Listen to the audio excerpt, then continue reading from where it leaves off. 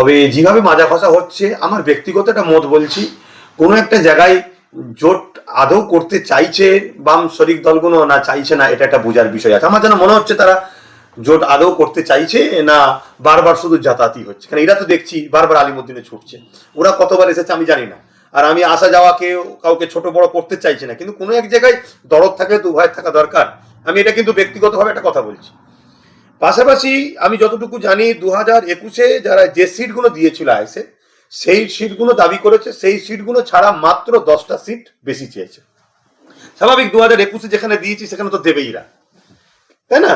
কিন্তু 2026-এ আর 10টা সিট বেশি চেয়েছে। কিন্তু মাথায় রাখতে হবে 2021-এ কংগ্রেসও ছিল, তাই নাই সিট কম ছিল। এখন কংগ্রেসও নেই, 5 বছর পরে আইএসএফ আরো শক্তিশালী হয়েছে, তা 10টা সিট মারতেও বেশি চেয়েছে। আমি দুই জেলা, 24 পরগনার উদাহরণ যদি দিই, 24 পরগনায় যা সিট 21-এ লড়েছিল, তা থেকে 24 পরগনায় মাত্র একটা করে সিট বেশি চেয়েছে। তারপরেও কেন যে এদের জোটটা এখনো হচ্ছে না, কোনো একটা জায়গায় আমি ব্যক্তিগতভাবে আবার একবার বলছি, আদৌ কি জোট করার ইচ্ছা আছে না নেই, এটাও একটা বোঝার বিষয়। এবার যারা দায়িত্বশীল আছে তারা সেটা আরো ভালো ভাববে, যারা ভেতরে যে কথা বলছে তারা বুঝতে পারবে। আমি একটু অন্যদিকে ব্যস্ত আছি, আপনারা সবাই জানেন। আর আরেকটা জেলার নাম বলছি, হাওড়া জেলা আর হুগলি জেলা। আমি যতটুকু শুনলাম হাওড়া জেলায় নাকি 2021-এ, হাওড়া জেলায় 21-এ আইএসএফ সিট দিয়েছিল 5 লাখে। সেই সিটটা নিয়েও নাকি একটা মতানৈক্য হওয়াতে শুনলাম এই সিটটাও নাকি আইএসএফ জোটের স্বার্থে নাকি, এটা কনফার্ম নয়, কিন্তু আমি বললাম আমি অন্য এদের মধ্যে অন্য সাইড থেকে কথা, আমারও তো অনেক জায়গায় বাবা আছে রে কম বেশি ভালোবাসার লোক, তা সেখান থেকে নাকি দিতে চাইছে। তাহলে দেখুন কতটা স্যাক্রিফাইস করছে।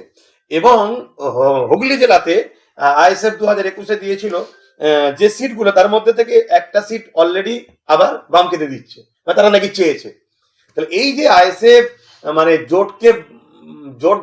জোটকে বাঁচাবার স্বার্থে অনেকটা স্যাক্রিফাইস করছে, তো সেই জায়গায় এখনো কেন হচ্ছে না? কোন এক জায়গায় আমাকেও যারা এমনি অন্য একটা অ্যাঙ্গেলে ভালোবাসে তারাও বলছে যে ভাইজান এটা আদৌ তারা কি করতে চাইছে না শুধুমাত্র যাওয়া আসাই হচ্ছে। তো অভিযোগ করছেন, আমি এতটুকু আপনাদের বাইরে বলবো, দিদিমুদির বিরুদ্ধে বাকি শক্তিগুলো ঐক্য হওয়া দরকার।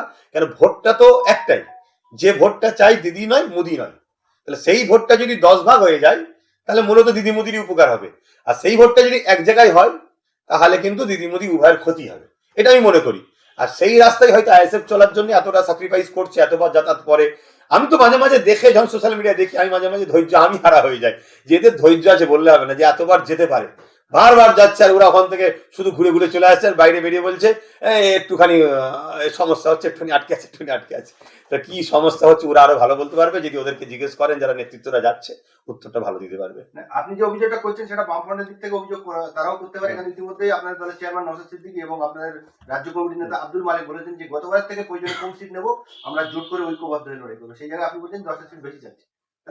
এটা যখন আলোচনা হয়েছিল প্রথমবার তখন শুনেছিলাম 10টা, তাতে যদি মনে হয় কম সিট নেবে, যদি আইএসএফ এর নেতৃত্বরা মনে করে কমলে লড়বে, অবশ্যই সেটা তাদের নেতৃত্বের ব্যাপার, নেতৃত্বরা করবে। কিন্তু আমি মনে করি এটা তো কোনোভাবে সম্ভব নয়, যেটা 21 দিয়েছিল সেই জায়গাটাকে আবার আমরা ছেড়ে দেবো, এটা কি সম্ভব? কি তারপরেও শুনছি ছেড়েছে, হুগলি জেলাতে আর হাওড়া জেলাতে নাকি একটা করে ছেড়ে দিচ্ছে। তা যদি এই দরদটা দেখায় তাহলে জোটটা তাড়াতাড়ি হওয়া দরকার আমি মনে করি।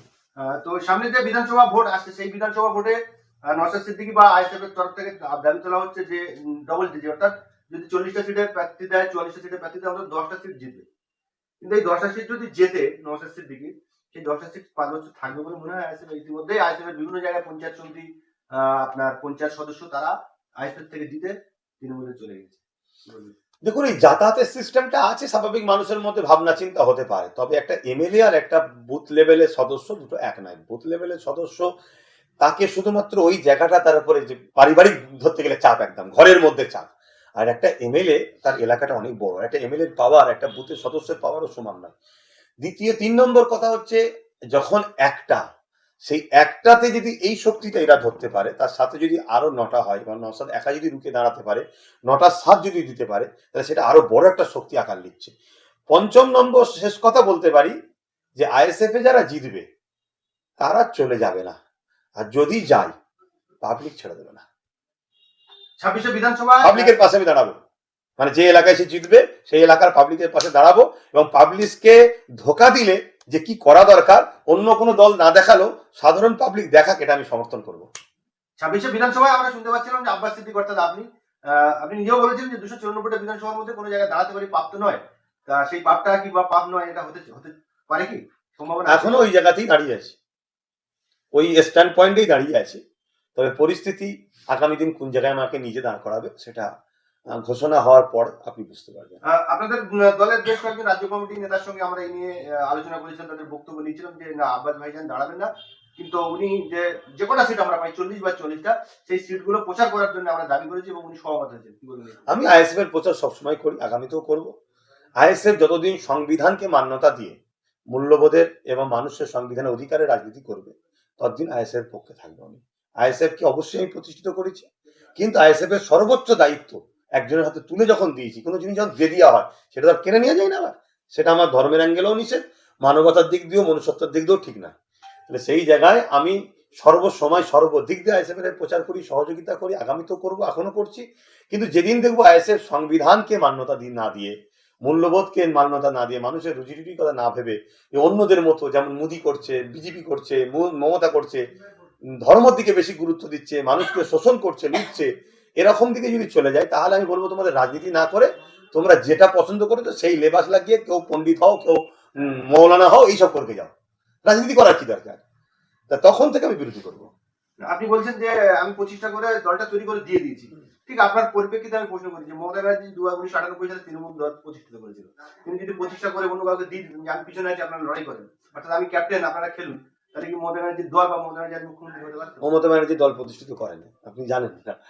যে করেছিল তার মধ্যে একজন কিছুদিন আগে পথ হয়ে গেল, আর একজন যে করেছে তারা পুরো পরিবার সহ বাংলার বাইরে আছে, এসব খোঁজ রাখবেন আপনার মিডিয়ার মানুষ, যাকে আমি জ্ঞান দিচ্ছি না। মমতা ব্যানার্জি তো সেই কি বলবো, রান্না ডাল এসে বাগাতে দিয়েছে, যে ভাঙর পথ দেখিয়েছে আইএসএফ।